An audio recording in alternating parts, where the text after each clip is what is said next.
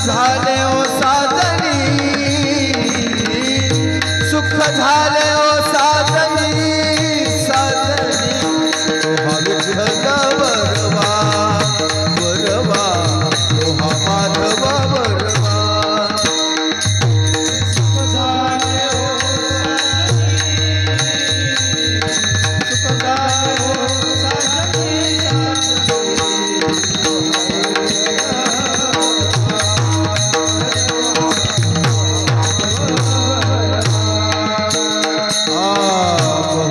सुकृताची जोडी जोडी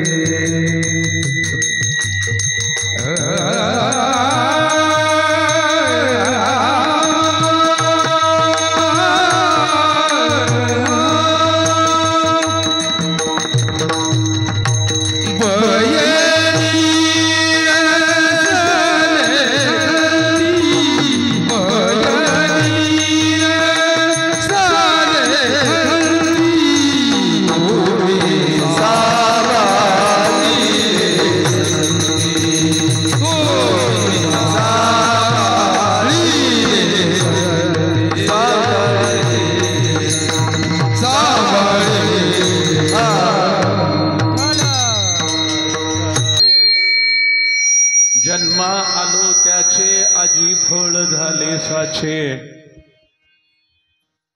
तुम्ही सांभाळिले संती, भय निरसली खंती। बस कृतकृत्य झालो, आता काही करू नका त्याला। कृतकृत्य झालो, इच्छा केली ते पावलो, तुम्ही सांभाळिले संती, भय निरसली खंती। तुका म्हणे काळ, तुका म्हणे काळ, आता करू न शके बळ, तुम्ही सांभाळिले संती, भय निरसली खंती। विठ्ठला विठ्ठला विठ्ठला विठ्ठला विठ्ठला विठ्ठला विठ्ठला विठ्ठला विठ्ठला विठ्ठला विठ्ठला विठ्ठला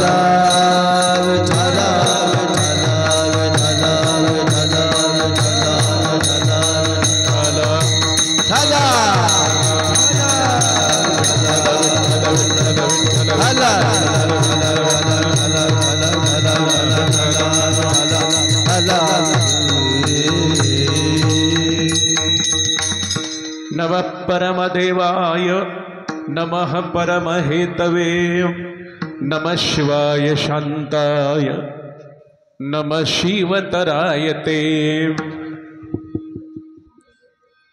हरि ओम सच्चित् आनंदाय जगदंकुर हेतवे सदोदिताय पूर्णाय नमो अनंताय विष्णवे। अज्ञानतिमिरान्धस्य ज्ञानाञ्जनशलाकया चक्षुरुन्मीलितं येन तस्मै श्रीगुरवे नमः। शिट्टी वगैरे देऊ नका गोविंद महाराज, बस करा, कमी करा थोडं। अरे त्याला ठेवा की बाहेर ते साऊंड तिकडं।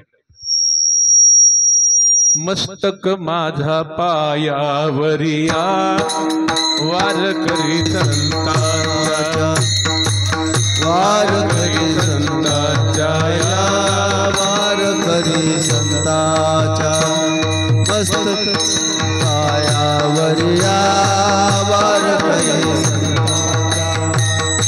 वारकरी संतांच्या वारकरी मस्तक हे पायावरिया वारकरी संतांच्या वारकरी संतांच्या या वारकरी संतांच्या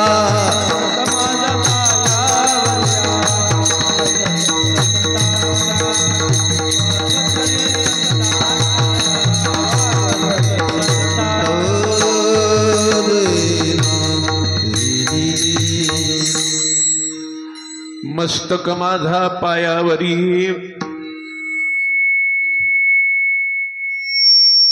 या वारकरी संतांच्या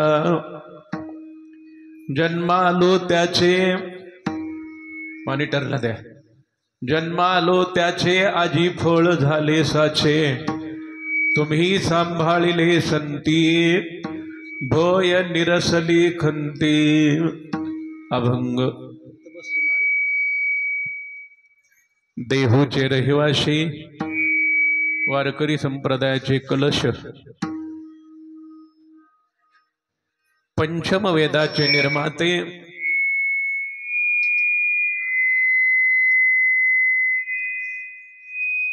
अनंत कृपाधाम सकल संत कंठभूषण पूज्यपा जगद्गुरु तुकोबाराय। बस राहू दे आता हात लावू नका त्याला। अभंग संतश्रेष्ठ जगद्गुरु तुकोबारायांचा असून प्रसंग हा सत्पुरुषांच्या पूजेचा आहे। अरे राहू दे आता। आपली ही पुण्यश्लोक वा पावन भूमी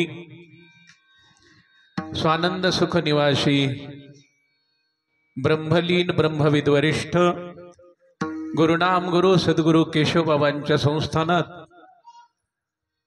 या संन्यासी पुरुषांची जी परंपरा आहे तीव्र तेजस्वी धगधगीत आणि मंगल अतिशय पवित्र या परंपरेत केशवबाबांच्या गादीवरती विद्यमान असलेले महंत परमादरणीय परमश्रद्धेय प्रातस्मरणीय सद्गुरु महंतांच्या गुरुपूजेचा आणि केशवबाबाच्या समाधीच्या महापूजेचा हा सोहळा आज गुरुपौर्णिमेच्या वेळेला संपन्न होता असावा। वर्षामध्ये येणाऱ्या काही पौर्णिमा असतात।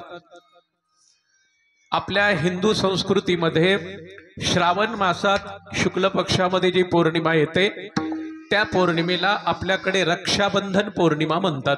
ती एक विशेष शाकंभरी नावाची एक पौर्णिमा असते। शाकंभरी देवीचं चरित्र त्यावेळेला सांगितलं जातं। असो, त्यापैकी आजची जी पौर्णिमा आहे या पौर्णिमेचं स्पष्ट नाव आहे गुरुपौर्णिमा।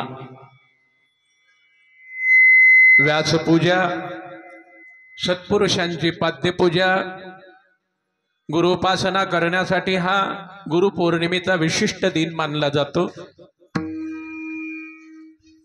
आपल्या संप्रदायामध्ये एक वंश आहे, तसं तर वंशाचे दोन अंग पाहतो आपण। एक आहे विद्यावंश आणि दुसरा आहे मांस वंश, ज्याला बिंदू वंश म्हणतात। ही जी परंपरा असते, एखाद्याला आपण विचारतो आपले वडील कोण, त्यावेळेला तो वडिलाच्या नामाचा उल्लेख करतो, आजोबाच्याही नामाचा उल्लेख करतो। ऐकलेले असतील जी मागची लोक, त्यांची नावे तो सांगतो। माझे ते वडील होते, माझे ते आजोबा होते, माझे ते पंजोबा होते, याच्या पुढे जाऊन काय म्हणतात ते होते। हा कोणता वंश आहे? हा मांस वंश, यालाच बिंदू वंश म्हणतात।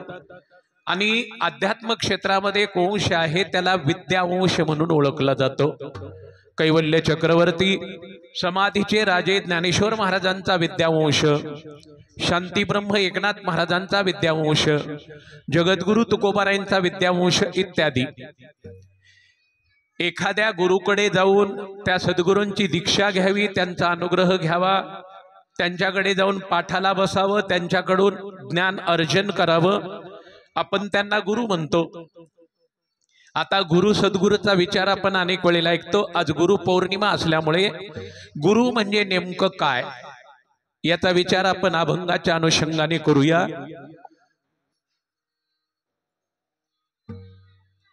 ही परंपरा अशी आहे, आता संसार जर आपण बाजूला ठेवला तर परमार्थ क्षेत्रात, परमार्थ प्रांतात एक परंपरा असते, एक वंश असतो, तो विद्यावंश। एखाद्या गुरुजींच्याकडे जाऊन आपण अभ्यास करावा, ज्ञान आत्मसात अर्जन वगैरे झालं की त्या विद्यार्थ्याने गुरुपदवीला प्राप्त होऊन मग ते ज्ञान अन्य विद्यार्थ्यांना प्रदान करत राहावं। आता तो गुरु झाला।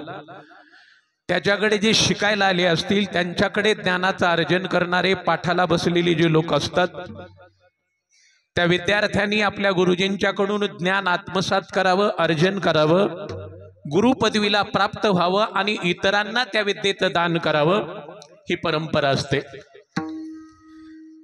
आदिनाथ गुरु सकळ सिद्धांचा ज्ञानोबाराय सांगतात, माझे पूर्वज आहेत, ही परंपरा आहे। सत्यगुरुराय कृपामज केली, तुकोबाराय सांगतात, हा माझा विद्यावंश आहे। तसा सद्गुरु केशवबाबांचा हा विद्यावंश आपण आतापर्यंत पाहतो। भगवान शंकरच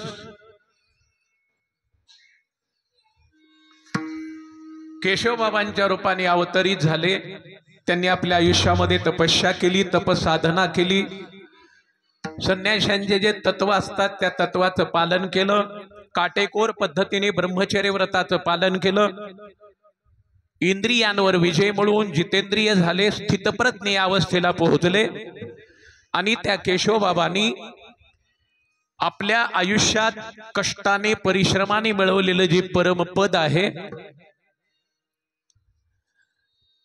ते सर्वश्रेष्ठ, आणि त्या पदावरती पोहोचून रेणेच्या काठावरती त्यांनी एक संस्थान उभा केलं, त्यांची कुटिया। आणि या ठिकाणी सद्गुरु केशवबाबा शशी रवी आशेपर्यंत कीर्ती शक्तीच्या रूपाने संजीवनी समाधीस्थ झाले। पण संन्याशांची जी परंपरा आहे महाराष्ट्रात पाहतो आपण, हे नागेबाबा असतील, अन्य संन्यासी असतील, त्यांचं तसं नसतं। आमच्याकडे मठ सध्या आहे, पण मठ चालवण्यासाठी कोणी संन्यासी बाबा नाही। तुम्हाला परिचय आहे का एखाद्याचा? कोणीतरी मग भिक्षाटन करणारा गोसावी वगैरे पकडायचा, धरायचा, त्यांना विचारायचं या मठात राहता का? त्याने जर अनुमती संमती दिली तर त्याला त्या मठावर स्थापन करायचं। ही मठ पद्धती जगातली वेगळी आणि केशवबाबांची परंपरा वेगळी। गादीवर विद्यमान असलेला महात्मा अवतार कार्याला पूर्ण विराम देण्याच्या अगोदर गादीची व्यवस्था करून ठेवतो, तशी ही विद्यावंशाची परंपरा सद्गुरु केशवबाबा, सद्गुरु गोविंद बाबा, सद्गुरु विठ्ठल बाबा आणि धगधगीत केशवबाबांच्या गादीचे मालक विद्यमान सध्या महंत परम आदरणीय तुमचं माझं श्रद्धास्थान ज्ञानेश्वरजी महाराज हे या संस्थांचे विद्यमान आहेत, उत्तराधिकारी आहेत, केशवबाबांच्या गादीचे ते वारस आहेत. विठ्ठला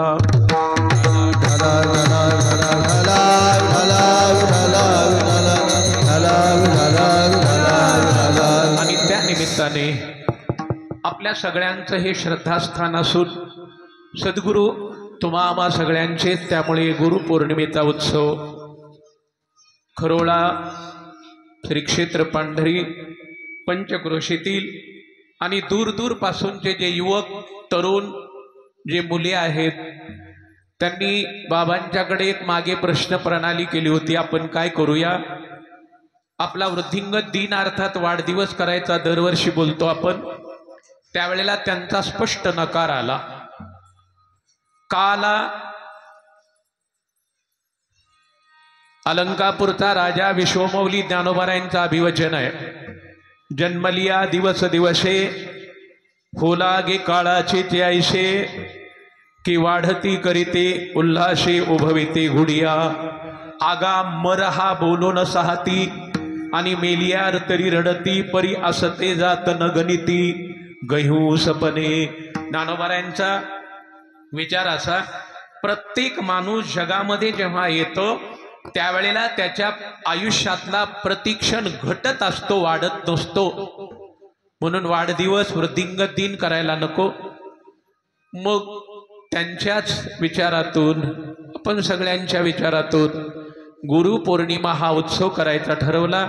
महाराष्ट्रभर गुरुपौर्णिमेचे उत्सव आज चालू आहेत आणि आपल्या केशवबाबांच्या संस्थानात नव्याने मागे काही वर्षापासून हा गुरुपौर्णिमेचा मंगलमय उत्सव संपन्न करण्याचा संकल्प ज्या भक्तांचा आहे त्यांना सद्गुरू केशवबाबा आणि महंतांचा आशीर्वाद पाठीमागे आहे. याही वर्षी तो सोहळा संपन्न होत असावा. विठ्ठला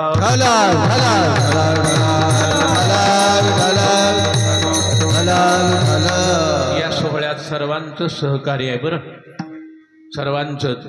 आणि ज्या मुलांचा विशेष प्रयत्न आहे मी त्यांच्या बाबतीत अभिष्ट चिंतन करतो. सद्गुरू केशवबाबांची कृपा आणि त्या कृपेचा वर्षाव त्या सर्व सोहळा घडवून आणणाऱ्यांच्या जीवनावरती हो. अनुग्रह आणि कृपा होऊन त्यांच्या जीवनाचं साफल्य त्यांना लाभो ही केशवबाबाची चरणी प्रार्थना. उपस्थित असलेल्या महिला मंडळ, माता भगिनी, पुरुष मंडळ, आत बाहेरची सगळे केशवबाबांचे भक्त आणि कीर्तनात सहकार्य करणारी सगळी गुणीजन मंडळी. मला वाटतं नवीनच पाठाला किंवा विद्यार्जन करायला बसलेली मुलं आहेत. मृदंगाचा अभ्यास, काहींचा कीर्तनाचा अभ्यास सरळ वाटेने जाऊन करतील बहुतेक.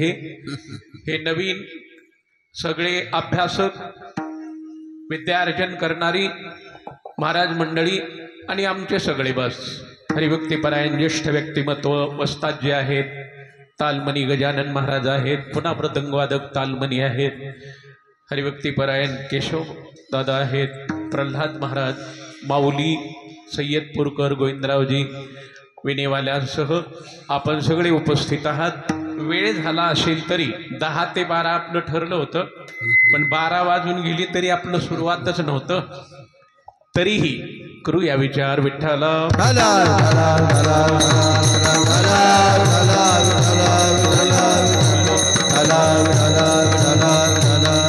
गुरुपौर्णिमा संपन्न करण्याच्या पाठीमागचं उद्दिष्ट काय,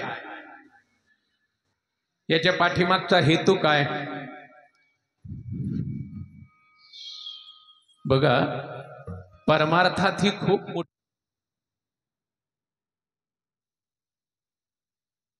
आपल्या इच्छेने जर प्रवास ठेवला तर तो प्रवास सुखाचा होण्याची शक्यता नसते. काहीतरी प्रतिबंध येऊ शकतो. आपण अनेक वेळेला बोलतो परमार्थाच्या वाटेने प्रवास करायचा असेल तर परमपुरुषाचा आश्रय लागतो, आधार लागतो.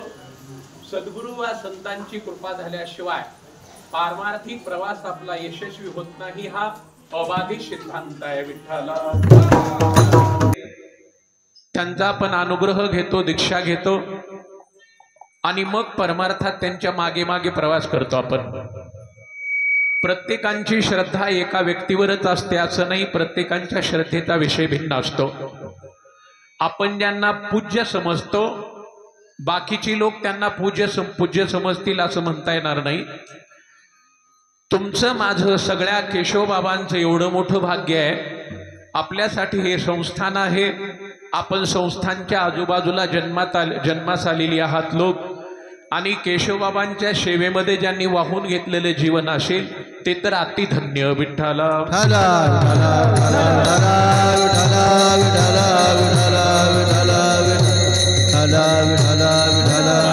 आता ही जी परंपरा आहे, गुरु परंपरा आहे, याचं कारण काय? एखाद्याची बुद्धी जर कुशाग्र असेल त्याला कोणाकडे जायची गरज नसते. तो अगदी संघर्षाने ज्ञानाचं अर्जन करू शकतो.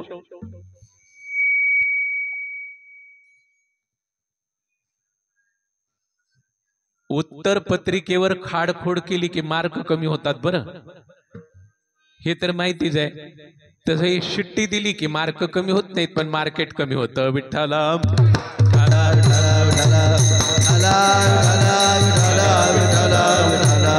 बस ऐकतो आपण अनेक वेळेला. ही जी परंपरा आहे आपली गुरु परंपरा, याच्यात कसं असतं, आपला विश्वास, आपली श्रद्धा, आपल्या अंतकरणातला भाव ज्या व्यक्तीवर जडेल बसेल आपल्यासाठी ती व्यक्ती गुरु असते. भले ही इतरांना कनिष्ठ सामान्य वाटेल ती वाटो. चरित्र आपण नेहमीच ऐकतो.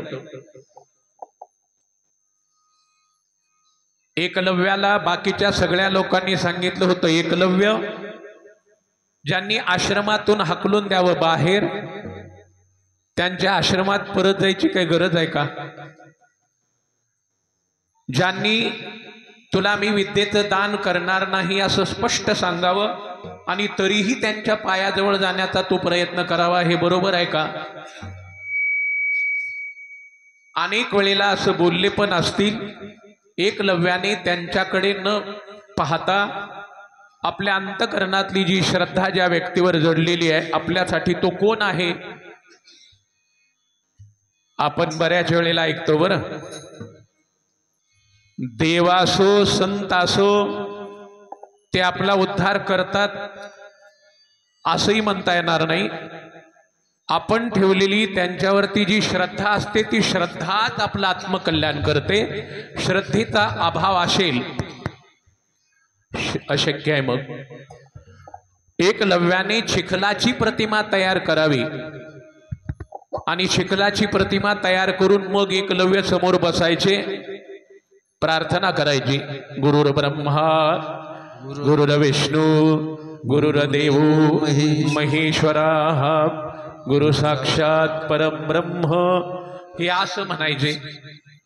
एकलव्याला गुरुसेवेचं फलित असं मिळालं. एकलव्याच्या शौर्याकडे, पौरुषाकडे, पुरुषार्थाकडे बघून अर्जुन सुद्धा लज्जित झाला. विठ्ठला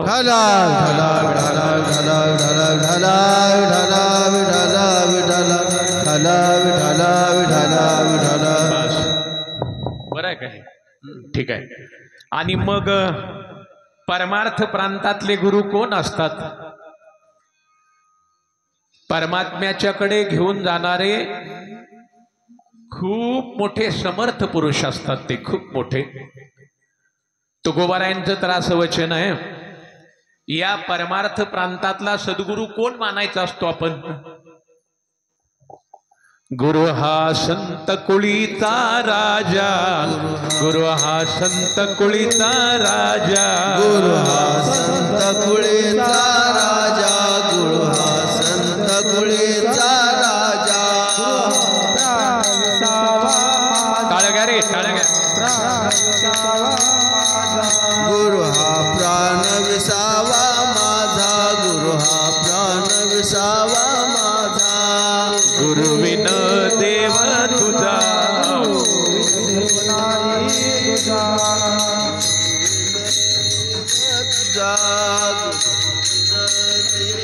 तुझा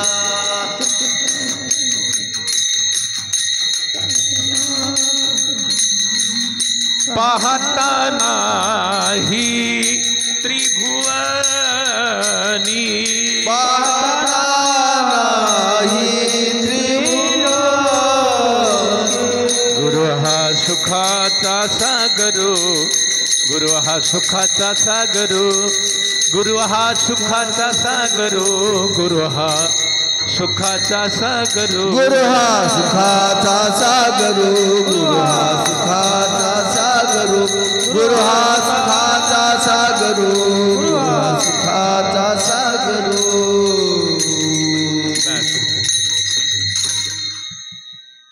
ही आपली परंपरा म्हणून जे आपल्या आयुष्यात सद्गुरू म्हणून आले, आपली पूर्वपुण्याई.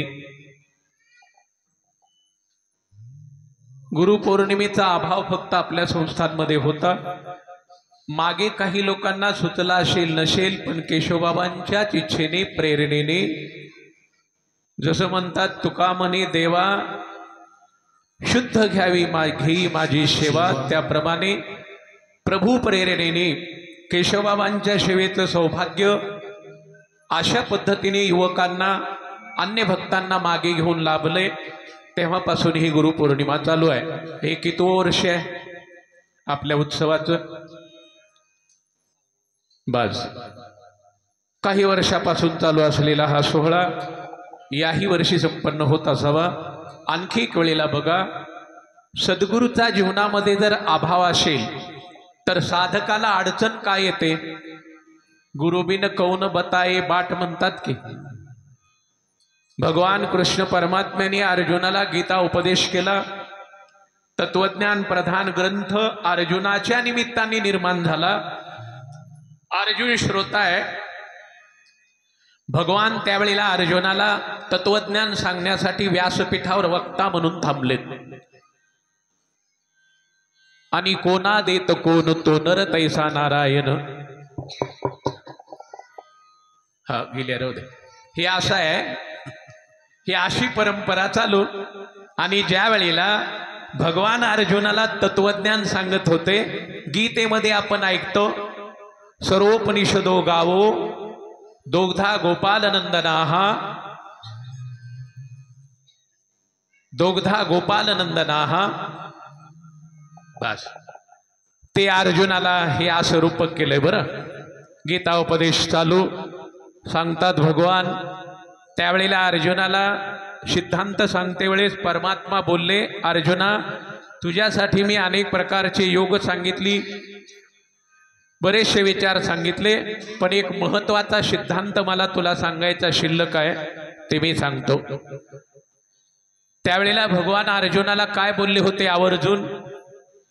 तुझे एक कर्तव्य आहे ते तू पार पाडावं लागेल. बरं, तद्विधी प्रणिपातेन परिप्रश्नेन सेवया उपदेक्षन्ति ते ज्ञानम ज्ञानीनस्तत्वदर्शिनः.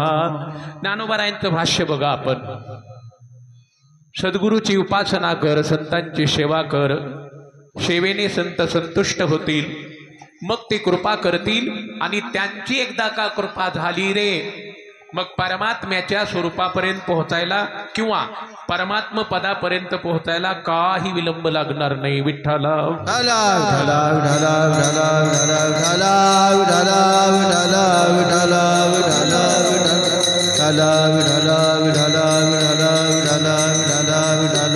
आणि या गुरु परंपरेला टिकवून ठेवण्यासाठी किंवा गुरुमहिमा प्रस्थापित करण्यासाठी प्रत्यक्ष भगवान सुद्धा गुरुच्या आश्रमामध्ये गेलेला उल्लेख आहे.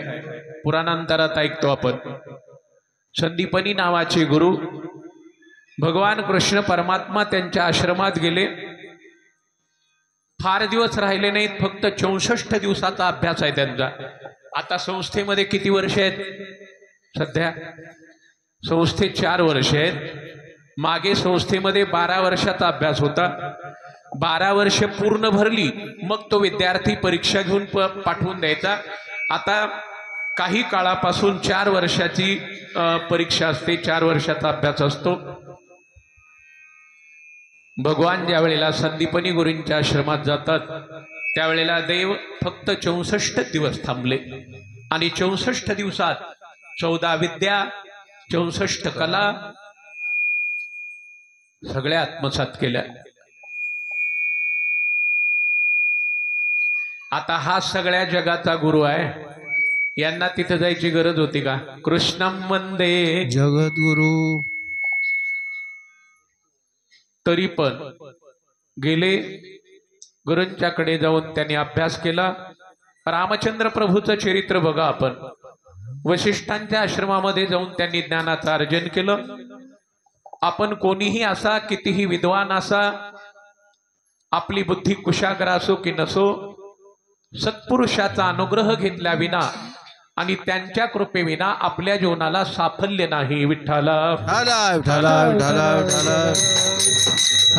विठ्ठला विठ्ठला विठ्ठला विठ्ठला विठ्ठला विठ्ठला विठ्ठला विठ्ठला विठ्ठला विठ्ठला विठ्ठला विठ्ठला विठ्ठला। आता शांती ब्रह्म एकनाथ महाराजांच्या भाषेत बघूया आपण। नाथ महाराजांनी भागवतात काही दृष्टांत दिलीत। एखादा माणूस आहे, त्याची नजर चांगली आहे, कमी झाली नाही, दूरपर्यंत त्याला दिसतं, त्याची दृष्टी तयार आहे। हे इलेक्ट्रिक पॉवर वगैरे पूर्वी नव्हती, लाईट वीज। सूर्याचा अस्त झाला, अंधार पडला, त्या माणसाच्या त्या व्यक्तीच्या हातातली वस्तू बाजूला जवळ पडलेली, पण तो गोंधळून गेला, अरे माझ्या हातातली वस्तू पडली, मला दिसत नाही, मी काय करू। त्याच्या हातातून पडलेला पदार्थ, वस्तू त्याच्यापासून दूर होती का जवळ? जवळच कुठंतरी पडलेली, पण त्याला का दिसली नाही? तो अंध नाही, डोळस आहे, वस्तू दूर नाही जवळ आहे, तरीही वस्तू त्याला प्राप्त का होत नाही? एकनाथ महाराज भागवतात त्याचं कारण सांगतात। डोळा देखनाचे आहे, त्याशी सूर्य नसता साह्य, सिद्ध पदार्थ देखून आहे, स्तब्ध राहे अंधारी। प्रकाशाचा अभाव आहे, अंधार असल्यामुळे वस्तू जवळ आहे, नजर तयार आहे,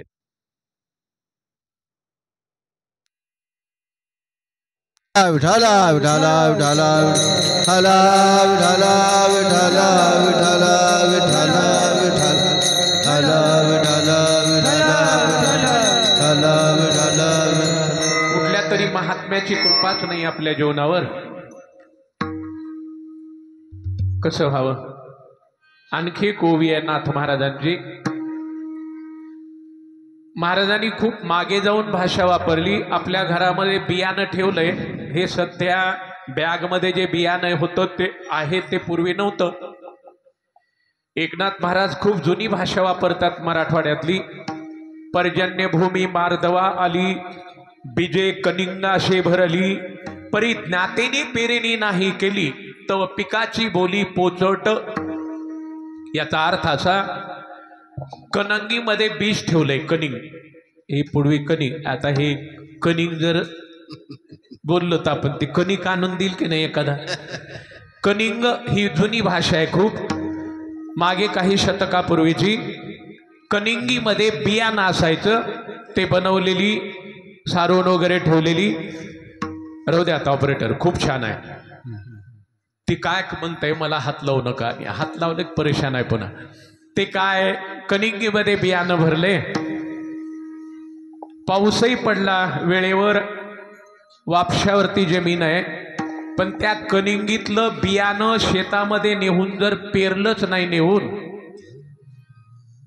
तर रास करायला जाता येईल का? सत्पुरुषाचा अनुग्रहच आपल्या जीवनावर झाला नाही, स्वरूप आपल्या हातात येईल का? अशक्य आहे। विठ्ठला आता एकनाथ महाराजांच्या भागवतातली सिद्धांताची ओवी सांगतो। तैसे निज स्वरूप आयते, श्रद्धा सद्गुरूचे निहाते। ज्ञानोबा एकनाथ महाराज सांगतात, निज स्वरूप आयते, ते काय दुसरीकडून आणायचं नाही आपलं स्वरूप। देव मोक्ष परमात्मा स्वरूप कुठल्याही शब्दाने बोला, आपलं स्वरूप आपल्यापासून दूर आहे का जवळ आहे? किती जवळ? जीव परमात्मा दोन्ही बैसवनी ऐक्यासनी, जयाची हृदय भुवनी विराजती म्हणतात ज्ञानोबाराय। परमात्मा आणि जीवात्मा हे दूर नाहीत, अगदी जवळ आहेत, अगदी। आता जवळ असूनही का दिसत नसेल? तो काय दूर नाही, जवळी आहे, परी भेटे ना जवळी आहे परी भेटेना जवळी आहे परी भेटेना विटे माये विटे विटे ना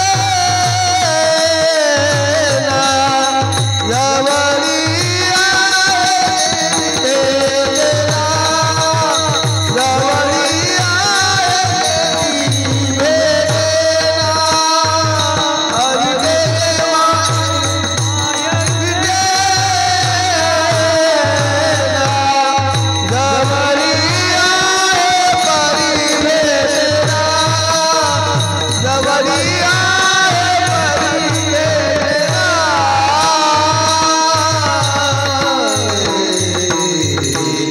अविट गे माय विटेना जवळी आहे परी भेटेना अगदी जवळ आहे तैशे निज स्वरूप आयते श्रद्धा सद्गुरूचे निहाते नाथ महाराज सांगतात स्वस्वरूप हे भाषा प्रचलित आहे स्वस्वरूप मोक्ष परमात्मा बोलतो आपण पण ते जे स्वरूप आहे आपलं ते आपल्यापासून दूर नाही आपल्या जवळच आहे अडचण एवढीच आहे त्या स्वरूपाला जर प्रकाशात आणायचं असेल नाही ते स्वरूप जर प्रत्यक्षात आपल्या जीवनात यावं असं वाटत असेल किंवा स्वरूपापर्यंत पोहोचायचं असेल तर संत महात्म्यांच्या कृपेचा प्रकाश लागतो तुकोबाराय किती सोपं बोलतात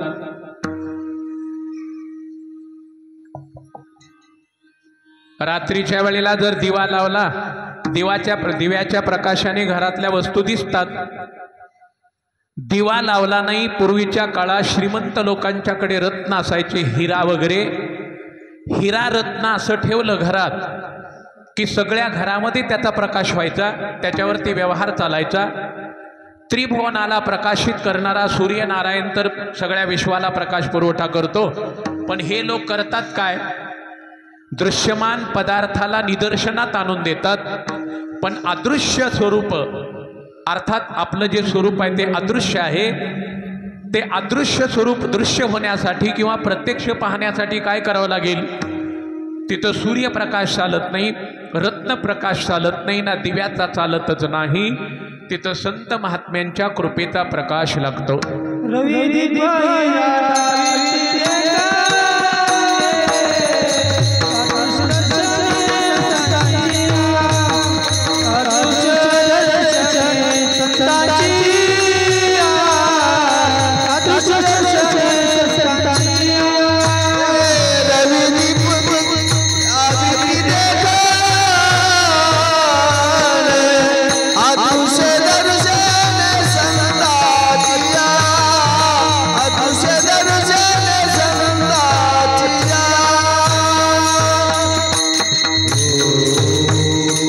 रवी दीप हिरा करतात काय जे दृश्य आहे ते दाखवतात देखणे नाम दृश्य दृष्टिगोचर होणारे पण संत सद्गुरू करतात काय आपलं स्वरूप निकट जवळ आहे पण ते अदृश्य आहे त्या अदृश्याचं दर्शन जर घ्यायचं असेल तर सद्गुरूचीच कृपा लागते अदृश्य दर्शने संतांची आता देवापर्यंत पोहोचवतात परमात्मा पदावरती अधिष्ठित करतात आपल्या हातात मोक्ष आणून देतात या सगळ्या बोलण्याची गोळाबेरीज तिथंच जाते आणतात कुठून संत हा घे देव हा घे मोक्ष कुठून आणून देतात संत महात्म्यांची अंतकरणापासून प्रचंड प्रेमाने जर सेवा केली उपासना केली संत सानिध्य साधलं संत करतात काय संतुष्ट झालेले महात्मे अंतस्थ असलेला परमात्मा तो आपल्या हातात आणून देतात हातात देव आपल्या आत आहे पण आपलासा नाही आपलासा करायचा असेल तर संतांच्या माध्यमातून करावा लागतो विठ्ठला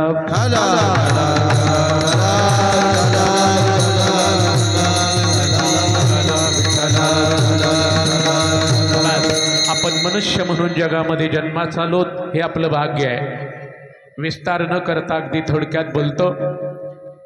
एकतर मनुष्य देह जीवात्म्याला लाभणं हे त्या जीवात्म्याचं खूप मोठं भाग्य आहे. भाग्य आले ते मनुष्य देहा तो हा पहा विठ्ठल. मनुष्य देह मिळणं भाग्य. आता हा माणसाचा जन्म मिळाला हे भाग्य आहे, बरोबर आहे. पण हाच माणूस जर जर्मनी, रशिया, आणखी अन्य देशामध्ये जर जन्मास आला आहे, तिकडे पण त्याला भाग्य म्हणता येणार नाही. म्हणतात संत, भरतखंडे नरदेह प्राप्ती. साधं भाग्य नाही, हे तव परम भाग्याची संपत्ती. एकतर मनुष्य जन्म मिळाला हे भाग्य, भारत देशात आपला जन्म झाला अजूनच भाग्य. एवढंच नाही तर परमार्थ प्रांतात त्याने प्रवेश घेतला, त्याचा आणखी विशेष भाग्य. आणि परमार्थात वाटचाल करते वेळेस परमार्थामध्ये सद्गुरू संत त्यांचं सानिध्य लाभलं आणि विशेषतः त्यांची कृपा झाली, ही आणखी विशेष भाग्य आहे. विशेष भाग्य.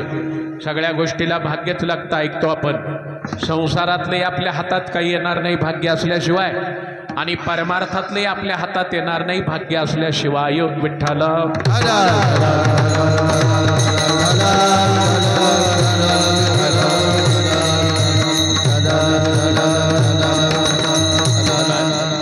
भाग्याचे निभडशे, उद्यमाचे निमिषे, मग संपत्ती जाता पैसे घर रे घे. सत्ता सगळ्यांना मिळते का? सत्ता तरी सगळ्यांना मिळते. ज्यांच्याकडे भाग्य आहे, आता ते अशाश्वत असेल तो भाग वेगळा आहे, भाग्य लागतं. संपत्ती साठी भाग्य लागतं. प्रपंचातलं वैभव आपल्याकडे असायला लागेल, असावं लागेल, याच्यासाठी पण भाग्य लागतं. भाग्याविना हे होत नाही. परमार्थात तर विशेष भाग्य लागतं, विशेष. आणि परमार्थात आपल्या भाग्याचा उदय झाल्याशिवाय केशवबाबांसारखे संत साधू आपल्या आयुष्यामध्ये येतही नाहीत, हेही तितकंच कराय. भाग्याचा उदय,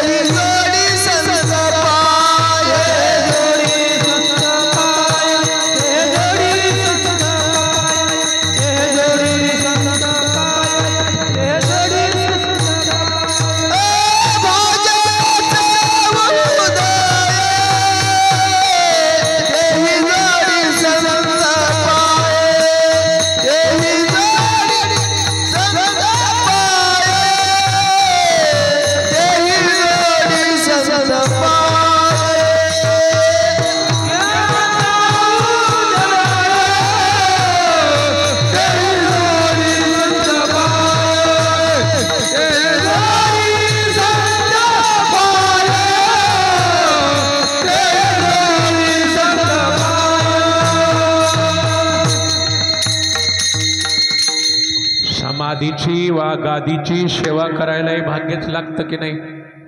भाग्याविना हा असं घडेल कसं? ते हे जोडी संत पाय. आपल्याकडे असलेलं जे भाग्य आहे ते संत महात्म्यांच्या चरणसेवेचा योग, कृपेचा.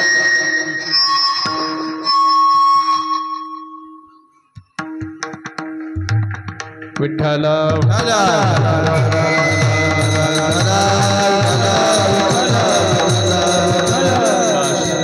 भाग्याचा उदय. थोडा द्या, थोडा द्या गोविंद घाडगे, थोडा. ते हे जोडी संत पाय. भाग्य लागतं.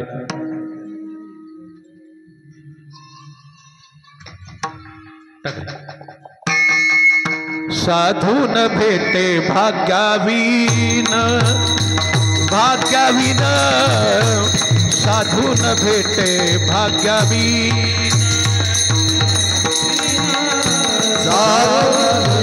भाग्यावीन, भाग्यावीन.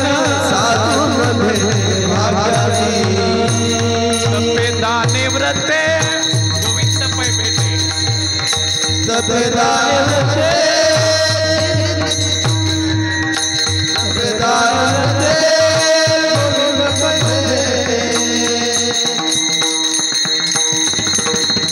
साधून भेटे भाग्यावीन भाग्यावीन साधून भेटे भाग्यावीन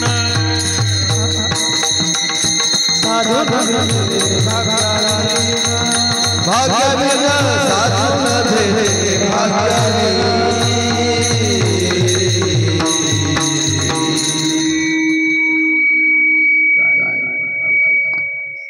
एकदा का सत्पुरुषांची वेळ झाली.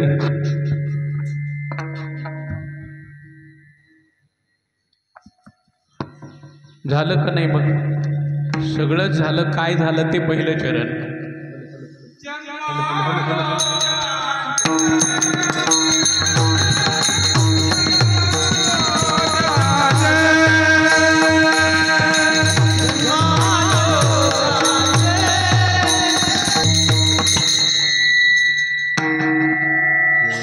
जन्मास आलो, त्याचं चीज झालं, बस राहू द्या.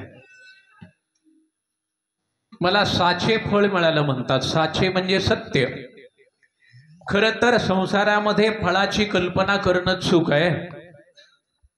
भगवद्गीतेचा 15वा अध्याय त्यातला पहिला श्लोक बघा. आपण सगळ्या संसाराचा पसाराच मांडून ठेवलाय भगवंतानी. ऊर्ध्वमूल.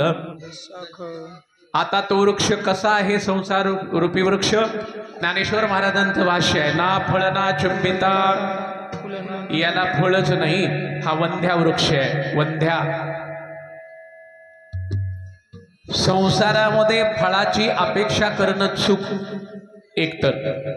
आणि ते फळ जरी संसारात आपल्या दृष्टीने असे लौकिक फळ तरी ते टिकावं तरी आहे का? ते साचे फळ नाही, ते असत्य फल, मिथ्या फल.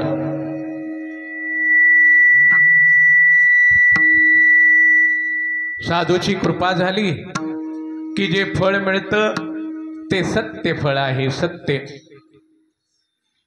आजी फळ झाले साचे. प्रपंचातले जे फळ असतात ते मिथ्या, कालबाह्य होणारी. आणि परमार्थात संत कृपेने परमात्म्याची प्राप्ती होणं हे सर्वश्रेष्ठ फल आहे. सर्वश्रेष्ठ. जीवात्म्याचा परमात्मा स्वरूपामध्ये झालेला प्रवेश हे सत्य फळ. आणि ते केवळ संतांच्यामुळे होतं. संत दर्शनी हा लाभ पद्मनाभ जोडला. हा संत महात्म्यांचा महिमा आहे. संत आपल्या जीवनात किती बदल घडवतात. किती बदल. पुराणात आलेली दृष्टांत आपण अनेक वेळेला ऐकतो. आठवण करून घेऊया. विठ्ठला.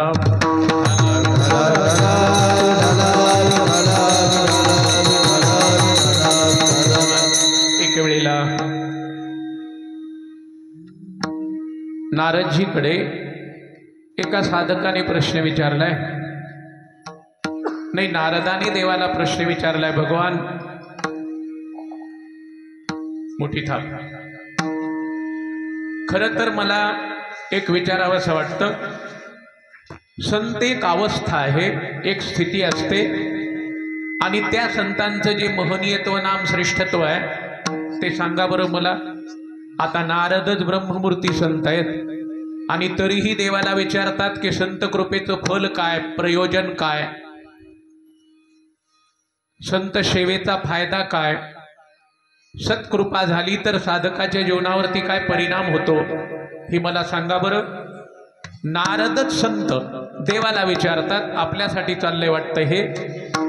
त्यावेळेला ब्रह्मर्षी नारदानी, नाही देवानी नारदजीला सांगितलं, नारदा ते समोर कुंपण दिसतं तुला, कुंपण. त्या कुंपणावरती एक प्राणी आहे, सरडा. तो सरडा कुंपणावरती स्वेच्छेने विहार करतो. जा बरं संत महात्म्यांच्या कृपेचं फलित काय हे त्याला विचार. हृदयात हे त्याला विचार. गेले नारदजी. सतत ऐकतो आपण. गेल्यानंतर नारदानी त्या सरड्याला विचारले, आता सरडा सांगतो का साधूची उंची? हे हास्यास्पद वाटतं की नाही? भल्या भल्या पंडितांना महात्म्याची उंची कळत नाही. शाब्दिकाचे काम, शब्दशास्त्रामध्ये निष्णात असलेल्या लोकांना सुद्धा, पंडितांनाही सत्पुरुषांची आध्यात्मिक उंची कळत नसते. त्या कुंपणावर पडलेला सरडा साधूचा महिमा सांगू शकतो का? कृपेचं फलित काय आहे तो सांगेल. देवानी काय का पाठवलं असेल माहिती नाही. नारदजी गेले आणि त्या सरड्याला विचारतात, सरडा आता देवाची आज्ञा आहे, आज्ञेला उत्तर देता येत नाही.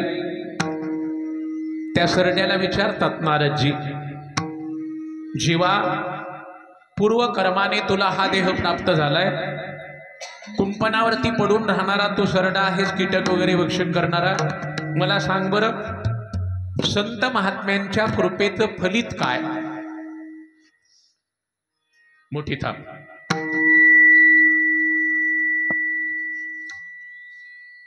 ताकद लावून थोडी. ते विचारलं. ते विचारल्याबरोबर झालं काय? त्या सरड्याला विचारता क्षणी तो सरडा तडफडला, कुंपणावर खाली पडला आणि काही क्षणात गतप्राण झाला. नारदाला वाईट वाटलं. साधूचा महिमा सरड्याला विचारायला आलो मी देवाच्या आज्ञेने. सत्पुरुषांच्या आध्यात्मिक वैभवाचं वर्णन मला त्याच्याकडून ऐकायचं होतं, तर हा गतप्राण झाला. माझ्याकडून केवढी मोठी हिंसा झाली, दोष झाला. नारद परत गेले. देवाला सांगतात, भगवान मला उगीच पाठवलं होतं तुम्ही. तो सरडा तडफडला आणि खाली पडला, काही क्षणात गतप्राण झाला. आता एक करतो का नारदा तू? आणखी एक वेळेला तुला मी सांगणार आहे, तू परत जा, आणखी एक वेळेला जा. ते समोर वृक्ष दिसतो, झाड दिसतं देवा.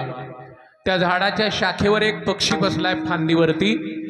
तो दुसरा कोणी नाही, ज्याला शिकवल्यानंतर 4-2 शब्द बोलू शकतो, तो राघू आहे, पोपट. त्या पोपटाला विचार बरं, संत महात्म्यांचा महिमा काय आणि त्यांच्या कृपेचं फल काय? गेले नारद. नारदानी त्या राघूला विचारलं, राघू तुला बोलता येतं? पोहोचलेल्या पुरुषांचा अधिकार काय असतो? सद्गुरूंचा महिमा काय? संत महात्म्यांची कृपा झाली तर आपल्या हृदयाचं जे परिवर्तन घडतं ते कशा पद्धतीने, असं मला थोडक्यात सांग बरं. साधूच्या कृपेचं फल. ऐकल्याबरोबर जसा सरडा कुंपणावरून तडफड करून पडला आणि गतप्राण झाला, तसा हा त्या झाडाच्या शाखेवरून फडफड करून खाली पडला पक्षी आणि काही क्षणात गतप्राण. नारद पुन्हा परत. देवाला म्हणतात, देवा बरं आहे, यांची तक्रार कोणी घेतली नाही म्हणून खरं आहे, नाहीतर माझ्या या बोलण्याने माझ्यावर किती मोठं अरिष्ट पडलं असतं. देवा मला खरं सांगा, असं काहीतरी सांगू नका, आपल्या मुखातून ऐकण्याची माझी इच्छा आहे. नारदानी सांगितलं, देवानी सांगितलं, नारदा आता आणखी एक वेळेला मी सांगतो. कुंपणावरच्या सरड्याला विचारलं, तशी अवस्था झाली. फांदीवर बसलेल्या राघूला विचारलं, तशी अवस्था झाली. आता समोर जो गोठा दिसतो, गोशाळा दिसते तुला? दिसते. त्या गोशाळेत काही दिवसापूर्वी एका गायीने वत्स दिले, ते वासरू गोठ्यात बांधून आहे. त्या वासराला विचार बरं. नारद तिथं गेले, विचारलं. त्या वासराचीही तशीच अवस्था झाली. परत आले. लज्जित झालेले नारदजी देवाच्या चरणावरती मस्तक ठेवला आणि सांगितलं, भगवान आत्ता मात्र मला कुठेही पाठवू नका. या 3 प्राण्यांची हत्या माझ्याकडून झाली. असं असतं का? आपण सांगा. त्यावेळेला नारदाला देव बोलले होते, नारदा काळजी करू नको, फक्त 4थ्या वेळेला पाठवणार आहे मी, 5व्या वेळेला पाठवणार नाही. आता ही शेवटची वेळ आहे, तू जा बरं. आपल्या बाजूला एक राजधानी आहे. खूप वर्षापासून राजाला राजपुत्र नव्हता, पुत्राविना परेशान होता तो राजा. काय साधू पुरुषांची कृपा झाली, त्यांच्या कृपेचं फल युवराजाचा जन्म झालाय. तो राजपुत्र सध्या पाळण्यामध्ये झोपवलेला आहे, तू तिथे जा. त्या राजपुत्राला विचार. त्यावेळेला नारद काय बोलले होते?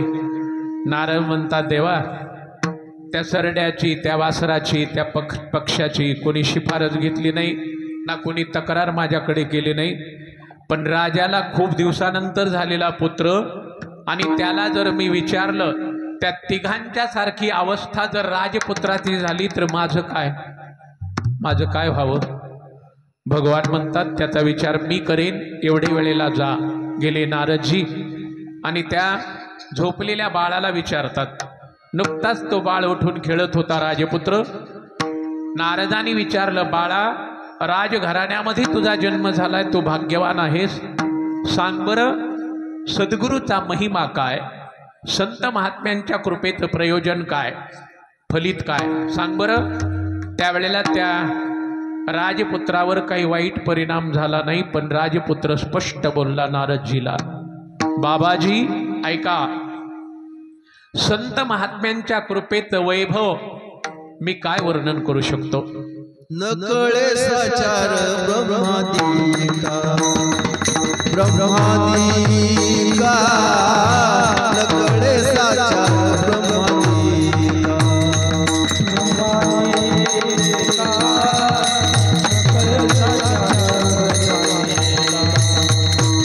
ब्रह्मादिका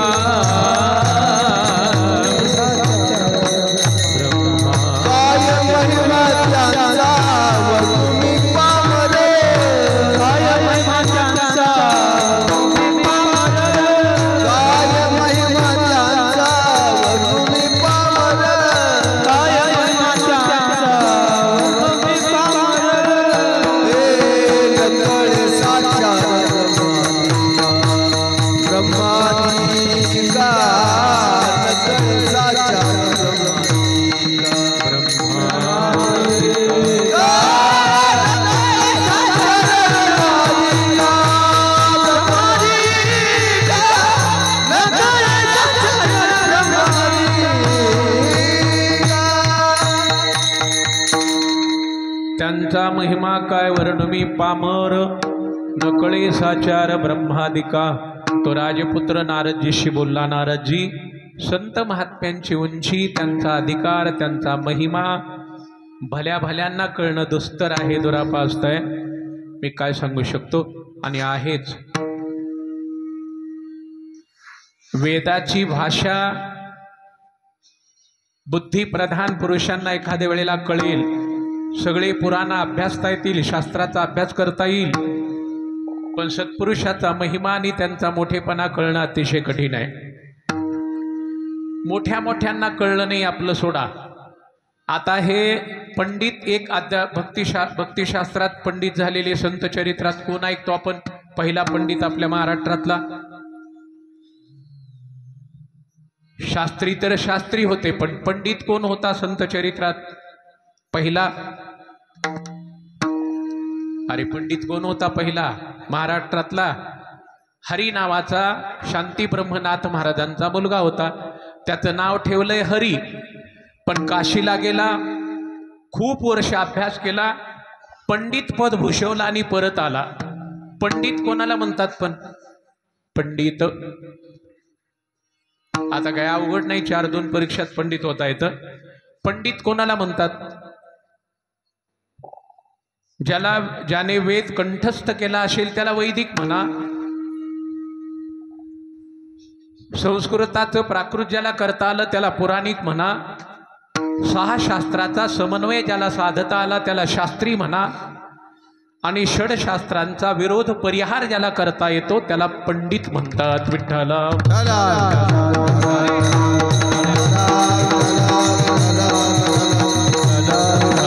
असे पंडित होऊन आले होते. नाथ महाराजांची उंची कळली त्याला. कळली जर असती तर आमचे बाबा नको तिथं जेवतात, कोणाच्याही घरी बसतात. हे काय खरं आहे का? देखे क्षुद्र घरी आघवी, पक्वान्य हाती बरवी, परिद्विजेन सेवावी दुर्बळू जरी झाला. एकनाथ महाराजांना पैठणमध्ये इतर लोकांपेक्षा शांती ब्रह्म एकनाथ महाराजांचा मुलगा नेहमी विरोध करायचा, नेहमी. त्यांचाच पुत्र. आणि त्यांना म्हणायचं हे काय शोभतं का? कुठेही बसता आपण, कोणाच्या पण घरी प्रसाद घेता, आपण ब्राह्मण आहोत वगैरे वगैरे बोलायचा. त्याची वृत्ती संकोचित आहे. पण व्यापक ब्रह्माचा बोध झालेले शांती ब्रह्म एकनाथ महाराज परिच्छिन्न वृत्तीच्या पंडिताला कळले नाहीत. आपलं कुठं मांडावं? कळले नाहीत. तो बाळ बोलतो मला मी काय सांगू शकतो, पण एक ऐका नारदजी, संत महात्म्यांच्या कृपेचं फळ असं आहे, पहिला जन्म माझा सरड्याचा होता. तुमची अंग छाया माझ्यावरती पडली, अंगवारा आला, दृष्टिक्षेप झाल्याबरोबर त्या योनीतून मी मुक्त झालो. दुसऱ्या वेळेला पोपटाच्या जन्माला मी गेलो, आपण तिथे आला, तुमची कृपा झाली, तो जन्म संपला, मी मुक्त झालो. तिसऱ्या वेळेला मी एका गौमातेकडे वत्स म्हणून जन्मास आलो, त्या गोशाळेमध्ये तुम्ही आलात, तुमची कृपा झाली, तुमचा अंगवारा माझ्यावरती आला, तिथूनही मी मुक्त झालो. आणि संत सज्जन हो, गुरुजन हो, तुमच्या कृपेच्यामुळे आज राजघराण्यामध्ये मी राजपुत्र म्हणून जन्मास आलो. हे संत महात्म्यांच्या कृपेचं वैभव आहे. विठोबा रखुमाई, विठोबा रखुमाई,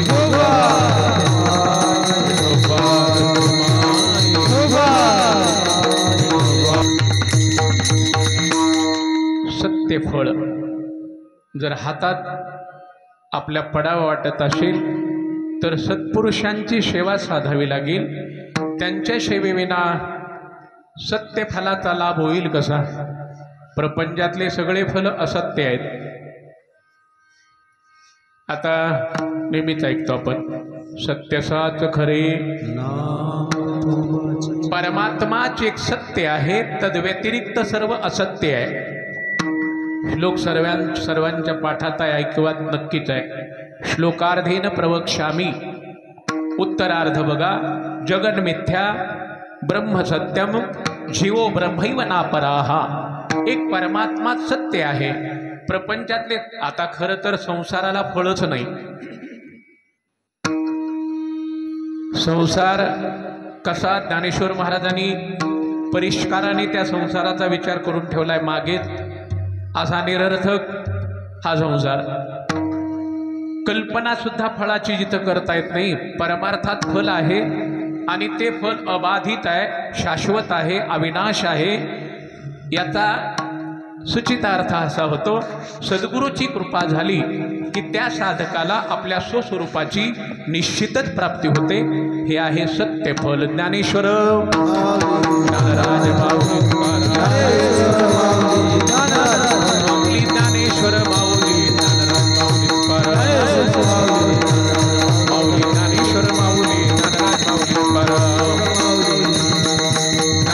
माऊली, ज्ञानराज माऊली.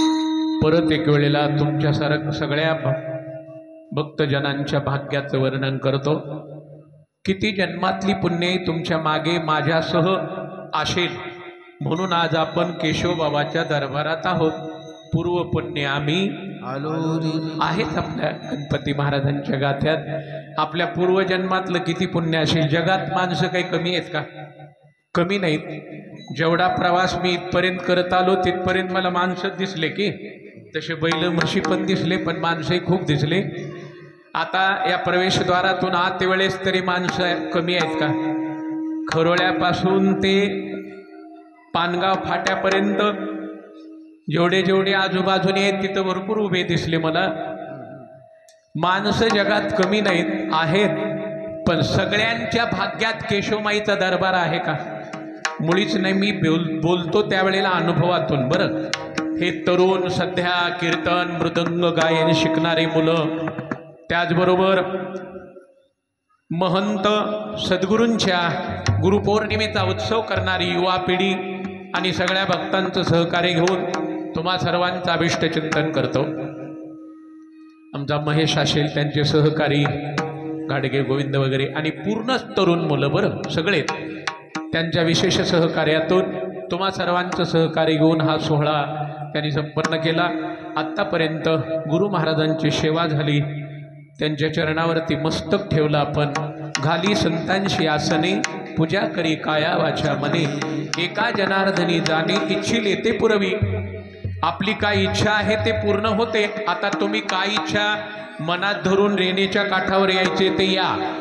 आणि तुमचा अनुभव तुम्ही सांगा, माझा अनुभव मी सांगतो.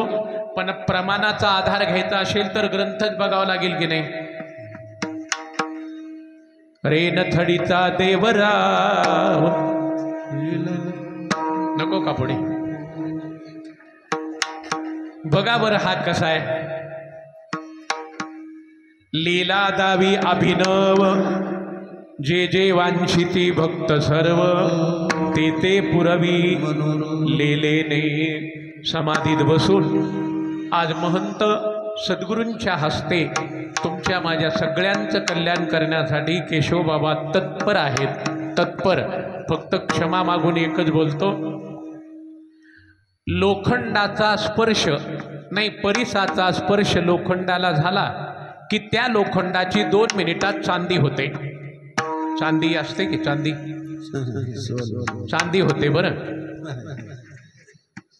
असले पैशात आहे का. परिसाचा स्पर्श झाला एका क्षणात त्याचं कांचन बनतं सुवर्ण. लोह एके अंशे झगटलिया परिशे एरीकड्या पैसे सुवर्ण होय. स्टेशनला जायचं लातूर किंवा पानगाव आणि त्या रेल्वेच्या पट्टीला जर परिस लावला, जिथपर्यंत अडकून ठेवलेली आहे तिथपर्यंत सोनंच. आता बघा, परिस हा अवस्थांतर करतो, पण कोणाचं करतो? लोखंडाचं. साधूकडे जर जायचं असेल तर लोह होऊन जा, ते निश्चित आपल्या जीवनाचं सोनं करतात. पण असा परिस, संतरूपी परिस, साधकाला परमात्म स्थितीपर्यंत पोहोचण्याचा अधिकार आणून देतात नाही, परमात्म पदापर्यंत पोहोचवतात. आता ज्ञानेश्वर महाराजांची ही भाषा आहे, तुकोबारायांची एक भाषा आहे. परिस लोखंडाला सोनं करतो. 1,00,000 रुपयाला 1 तोळा 1 ग्रॅम एक तोळा मिळतं. एवढ्या किमतीचं सोनं स्पर्श केल्याबरोबर लोखंडाचं झालं. आता त्याच परिसाला खापर चिटकवलं, किती वेळात सोनं झालं? काय मिनिट, तास, 2? खापरा परीस काय करिता नव्हे नीट, श्वानाचे हे पूस खापरा परीस. आता श्वानच फक्त शब्द उच्चारता येतो बरं आपल्या इथं, बाकीचा उच्चारता येत नाही. कारण मला आठवतंय 80 पासूनचा काळ. आता बरं आहे, आता आपले सद्गुरू तर शांती सागरच आहेत, त्यात वाद नाही. त्यांची कृपा आपल्या मागे घाबरायचं कारण नाही. पण जुन्या काळात जे लोक होते ते राहिले नाहीत. आता मला आठवतात फक्त ते लोक, आणि त्यातले काही राहिले त्यांच्याकडे चेहरे मी बघतोय आजही. आपण आहोत तोपर्यंत केशवमाईच्या पायाजवळ होऊया, नाही अशातला भाग नाही. आणि केशवबाबाची शेवटी एक प्रार्थना करूया, शेवीन उच्छिष्ट लोळेन अंगणी, संतांचे नानी होईन किडा. ते स्नान करतात, त्या स्नानगृहामध्ये एखादा कीटक जंतू होऊन जरी पडलं तरी खूप झालं आपल्या भाग्यात. मला जुने लोक आठवतात. या प्रमाणामुळे मला जुन्या लोकांची आठवण आली. त्यांची नावही पाठ आहेत. 35 वर्षापूर्वीच्या लोकांची नावं मला आजही पाठ आहेत, पण उच्चारायचं काही कारण नाही. श्वान म्हणजे काय याचा सुद्धा स्पष्ट अर्थ जो होतो, ज्या नावाने बोलतात ते इथं बोलायचं नाही. आता सगळे लोक आपण शांत आहेत आणि बाकीचे एवढं काही भूमिका तशी कठोर घेत नाहीत. मला आठवतंय, भारुडे असो किंवा कोणी जर 4 पायाचं नाव वगैरे घेतलं तर ते मृदंगाचा गठ्ठा फेकून मारत होते जुने लोक तिथून त्या उच्चारणाराला. श्वान जरी तिथे झाला तरी खूप आहे. असं खूप मोठं वैभव आपल्या भाग्याने आज प्राप्त आहे. सद्गुरू केशवबाबांचं संस्थांच्या आजूबाजूची भाग्यवान येतात, तेही भाग्यवान सगळेच. आणि आज ज्यांनी अनुग्रह ज्यांचा घेतला त्या सद्गुरूंची आणि ज्यांच्यावर श्रद्धा आहे माझ्यासह आपण सगळ्यांनी त्यांची पाद्यपूजा, सावकाश पाद्यपूजा, संतपूजा वगैरे केली. आणि ही पाद्यपूजा संतपूजा होऊन आपण गुरुपौर्णिमेचा उत्सव आज संपन्न केला. झालेली जी अल्पशी सेवा आहे ती सद्गुरू केशवबाबांच्या चरणी समर्पण करतो. आणखी एक वेळेला बोलतो, समाधी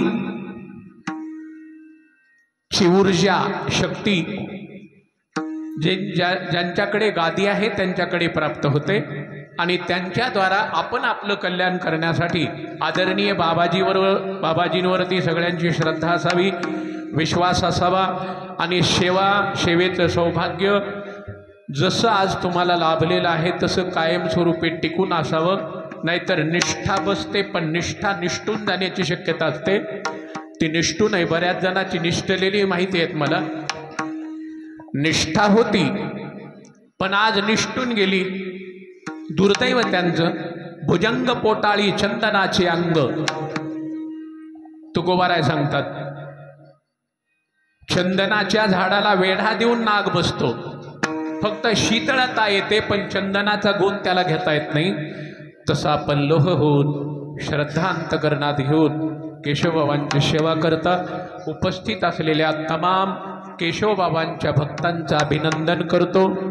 सद्गुरू केशवबाबांचे चरणी गोविंद बाबा, विठ्ठल बाबा, सोनामाता असतील आणि आपले महंत सद्गुरू त्यांच्या चरणावरती नतमस्तक होतो.